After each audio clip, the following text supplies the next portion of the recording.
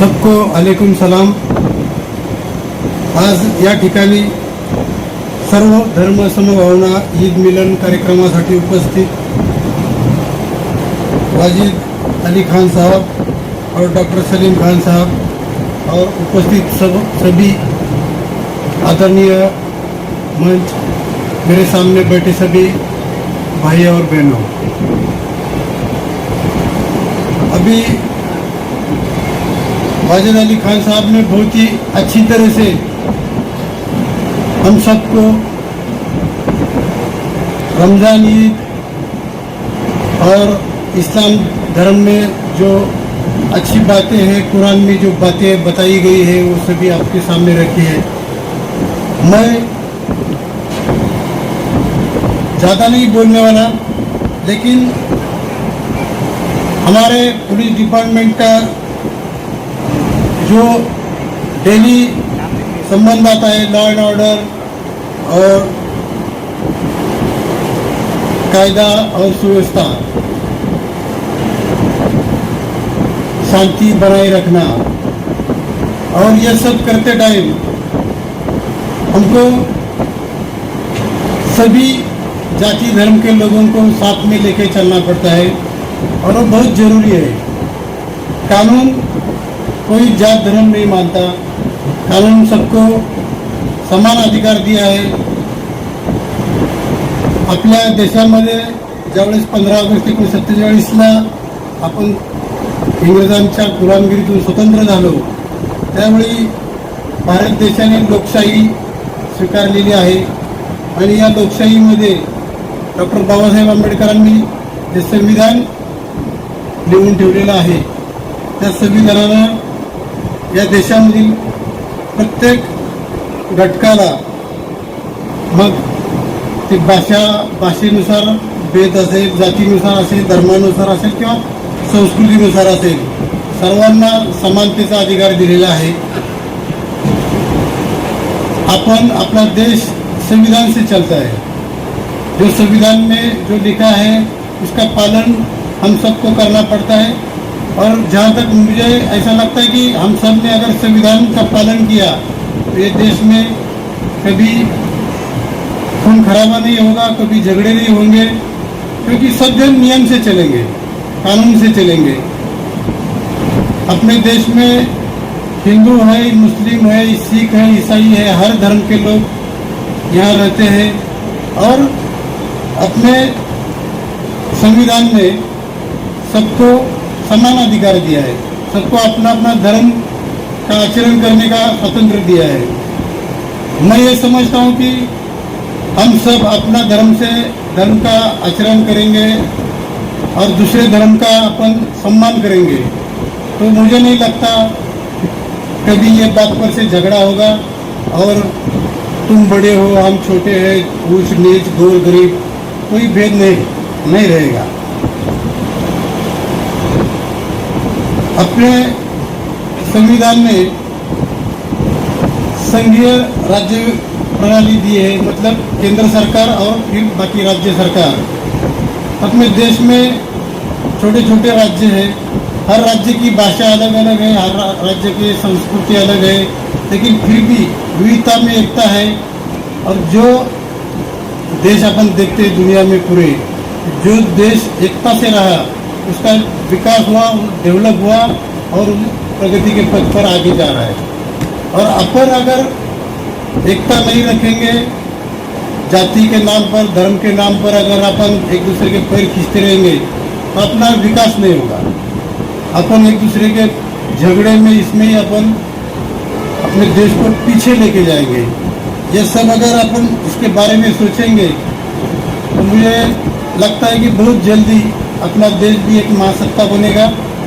और आज के इस कार्यक्रम के मौके पर मैं सबको यही आह्वान करना चाहता हूँ, यही रिक्वेस्ट करना चाहता हूँ कि हम सब एक दूसरे का सम्मान रखेंगे, एक दूसरे का मान रखेंगे, एक दूसरे को समझेंगे और कोई आपस में झगड़े नहीं करेंगे। आपस में छोटा मोटा जो भी झगड़ा है वो बैठ के शांति के माहौल से निपटाएंगे। तो ऐसा करेंगे तो मेरे को लगता है कि पुलिस स्टेशन में भी हमको ज़्यादा काम करने की ज़रूरत नहीं पड़ेगी। हर इंसान दूसरी इंसान को समझेगा तो झगड़े ही नहीं होंगे, तो शांति का माहौल रहेगा। शांति के माहौल में विकास जल्दी होगा। हर नागरिक अपने बच्चों को अच्छी तरह से शिक्षा दे पाएगा, पढ़ाएगा। बच्चे आगे चल के उनके पैर पर खड़े रहेंगे, कमाएंगे, देश का नाम ऊंचा करेंगे, अपने माँ बाप का नाम ऊंचा करेंगे और सब अच्छे से होगा।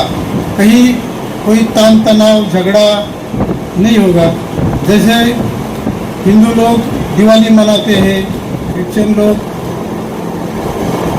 नाताल मनाते हैं, वैसे अपन रमज़ान ईद मैं देखा। अभी मेरा ये दूसरा साल था।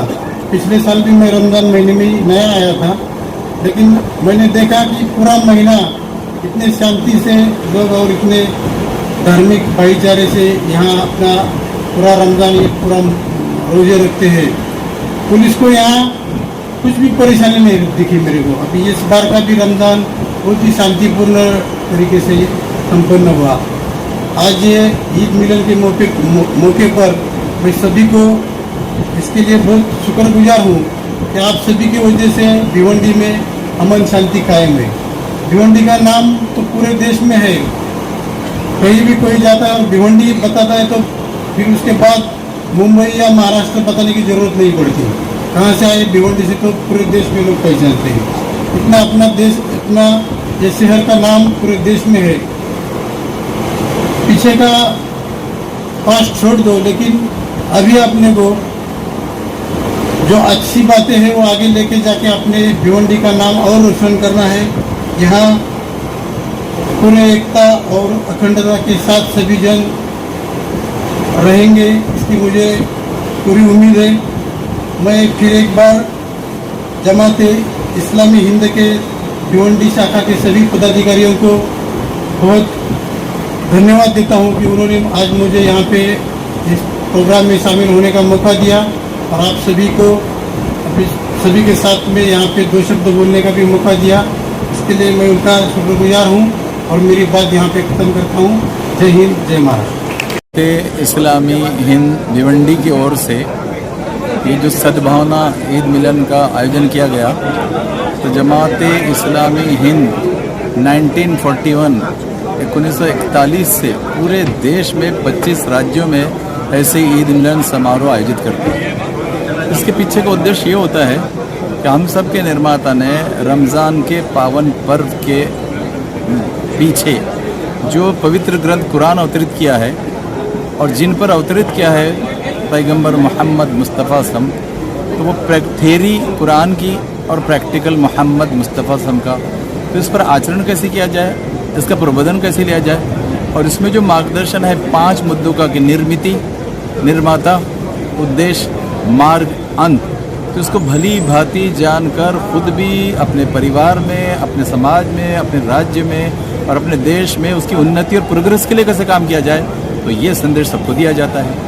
फिर ईद मिलन में 2 मिठास गोड़वे सारे समाज को दिए जाते हैं कि एक तो शिरखुरमे का मिठास, खाने का मिठास, और उस साथ बौद्धिक मिठास, तो 2 मिठास सबको दी जाती है।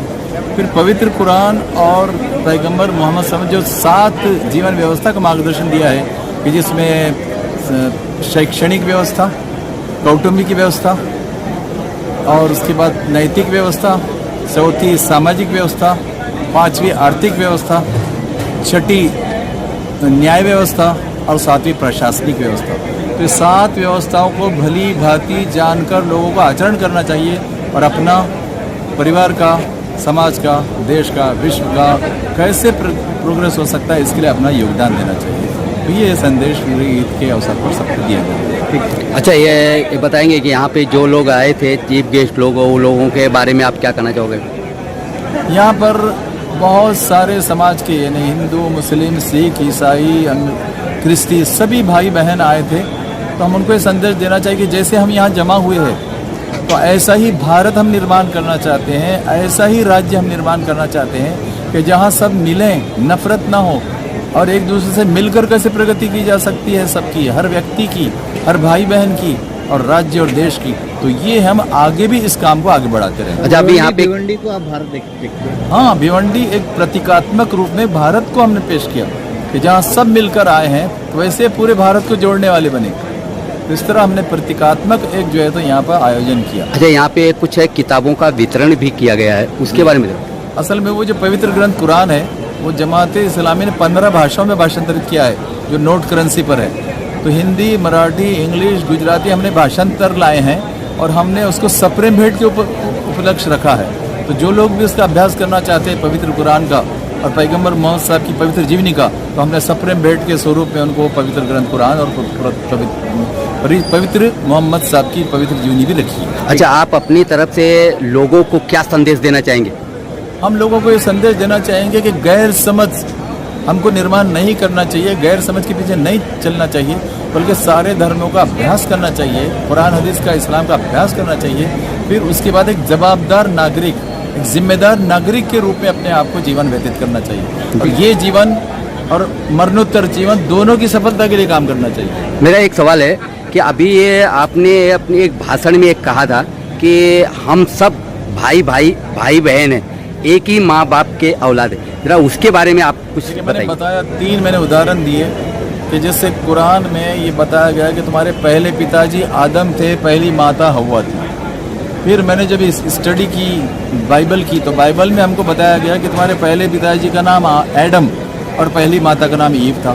फिर जब मैंने हिंदू संस्कृति का अभ्यास किया तो उसमें ये बताया गया कि हमारे पहले पिताजी का नाम आदिम और पहली माता का नाम हविया था। तो हम सब पूरे विश्व के 812 करोड़ भाई बहन हैं, हम पूरे देश के भी 144 करोड़ भाई बहन हैं। तो वो नाता अच्छी तरह से याद करके हमको सबकी सेवा और प्रेम करना है।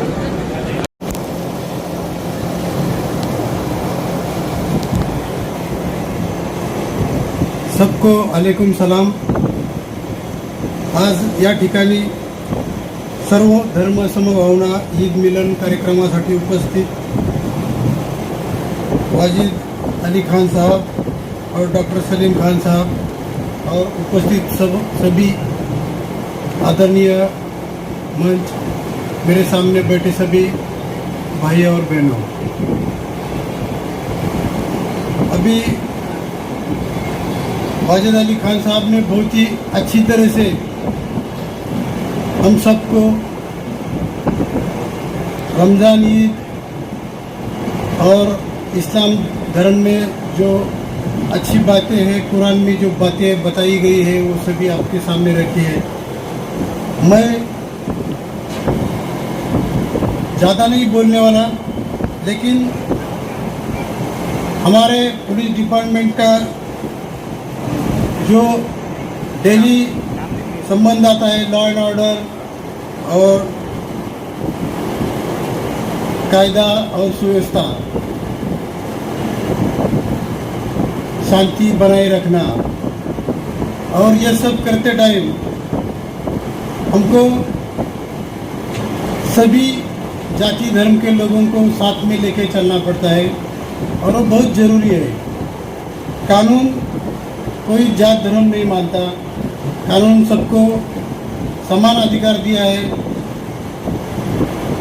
आपल्या देशामध्ये ज्यावेळेस 15 ऑगस्ट 1947ला आपण इंग्रजांच्या गुलामगिरीतून स्वतंत्र झालो, त्यावेळी भारत देशाने लोकशाही स्वीकारलेली आहे आणि या लोकशाहीमध्ये डॉक्टर बाबासाहेब आंबेडकरांनी जे संविधान लिहून ठेवलेलं आहे त्या संविधानानं या देशामधील प्रत्येक घटकाला, मग ते भाषेनुसार भेद असेल, जातीनुसार असेल, धर्मानुसार असेल किंवा संस्कृतीनुसार असेल, सर्वांना समानतेचा अधिकार दिलेला आहे।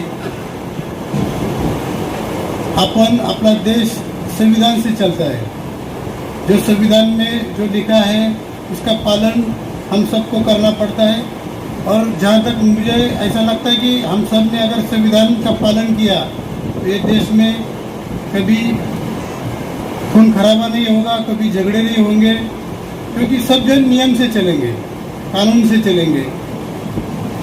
अपने देश में हिंदू है, मुस्लिम है, सिख है, ईसाई है, हर धर्म के लोग यहाँ रहते हैं और अपने संविधान ने सबको समान अधिकार दिया है, सबको अपना अपना धर्म का आचरण करने का स्वतंत्र दिया है। मैं ये समझता हूँ कि हम सब अपना धर्म का आचरण करेंगे और दूसरे धर्म का अपन सम्मान करेंगे, तो मुझे नहीं लगता कभी ये बात पर से झगड़ा होगा और तुम बड़े हो हम छोटे हैं, ऊंच नीच गोर गरीब कोई भेद नहीं रहेगा। अपने संविधान में संघीय राज्य प्रणाली दी है, मतलब केंद्र सरकार और फिर बाकी राज्य सरकार। अपने देश में छोटे छोटे राज्य हैं, हर राज्य की भाषा अलग अलग है, हर राज्य की संस्कृति अलग है, लेकिन फिर भी विविधता में एकता है। और जो देश अपन देखते हैं दुनिया में पूरे, जो देश एकता से रहा उसका विकास हुआ, डेवलप हुआ और प्रगति के पथ पर आगे जा रहा है। और अपन अगर एकता नहीं रखेंगे, जाति के नाम पर धर्म के नाम पर अगर अपन एक दूसरे के पैर खींचते रहेंगे तो अपना विकास नहीं होगा। अपन एक दूसरे के झगड़े में इसमें ही अपन अपने देश को पीछे लेके जाएंगे। ये सब अगर अपन इसके बारे में सोचेंगे तो मुझे लगता है कि बहुत जल्दी अपना देश भी एक महासत्ता बनेगा। और आज के इस कार्यक्रम के मौके पर मैं सबको यही आह्वान करना चाहता हूँ, यही रिक्वेस्ट करना चाहता हूँ कि हम सब एक दूसरे का सम्मान रखेंगे, एक दूसरे का मान रखेंगे, एक दूसरे को समझेंगे और कोई आपस में झगड़े नहीं करेंगे। आपस में छोटा मोटा जो भी झगड़ा है वो बैठ के शांति के माहौल से निपटाएंगे। तो ऐसा करेंगे तो मेरे को लगता है कि पुलिस स्टेशन में भी हमको ज़्यादा काम करने की ज़रूरत नहीं पड़ेगी। हर इंसान दूसरी इंसान को समझेगा तो झगड़े ही नहीं होंगे, तो शांति का माहौल रहेगा। शांति के माहौल में विकास जल्दी होगा। हर नागरिक अपने बच्चों को अच्छी तरह से शिक्षा दे पाएगा, पढ़ाएगा। बच्चे आगे चल के उनके पैर पर खड़े रहेंगे, कमाएंगे, देश का नाम ऊंचा करेंगे, अपनी माँ बाप का नाम ऊंचा करेंगे और सब अच्छे से होगा। कहीं कोई तान तनाव झगड़ा नहीं होगा। जैसे हिंदू लोग दिवाली मनाते हैं, क्रिश्चियन लोग नाताल मनाते हैं, वैसे अपन रमज़ान ईद मैं देखा। अभी मेरा ये दूसरा साल था, पिछले साल भी मैं रमज़ान महीने में ही नया आया था, लेकिन मैंने देखा कि पूरा महीना इतने शांति से लोग और इतने धार्मिक भाईचारे से यहाँ अपना पूरा रमज़ान ईद पूरा रोजे रखते हैं। पुलिस को यहाँ कुछ भी परेशानी नहीं दिखी मेरे को। अभी इस बार का भी रमज़ान बहुत ही शांतिपूर्ण तरीके से संपन्न हुआ। आज ये ईद मिलन के मौके पर मैं सभी को इसके लिए बहुत शुक्रगुजार हूँ कि आप सभी की वजह से भिवंडी में अमन शांति कायम है। भिवंडी का नाम तो पूरे देश में है, कहीं भी कोई जाता है और भिवंडी बताता है तो फिर उसके बाद मुंबई या महाराष्ट्र बताने की ज़रूरत नहीं पड़ती। कहाँ से आए भिवंडी से तो पूरे देश में लोग पहचानते हैं। इतना अपना देश, इतना ये शहर का नाम पूरे देश में है। पीछे का पास्ट छोड़ दो, लेकिन अभी अपने को जो अच्छी बातें हैं वो आगे लेके जाके अपने भिवंडी का नाम और रोशन करना है।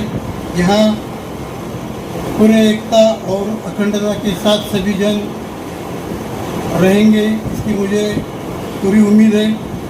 मैं फिर एक बार जमाते इस्लामी हिंद के भिवंडी शाखा के सभी पदाधिकारियों को बहुत धन्यवाद देता हूँ कि उन्होंने आज मुझे यहाँ पे इस प्रोग्राम में शामिल होने का मौका दिया और आप सभी को सभी के साथ में यहाँ पे 2 शब्द बोलने का भी मौका दिया। इसके लिए मैं उनका शुक्रगुजार हूँ और मेरी बात यहाँ पे ख़त्म करता हूँ। जय हिंद, जय महाराष्ट्र।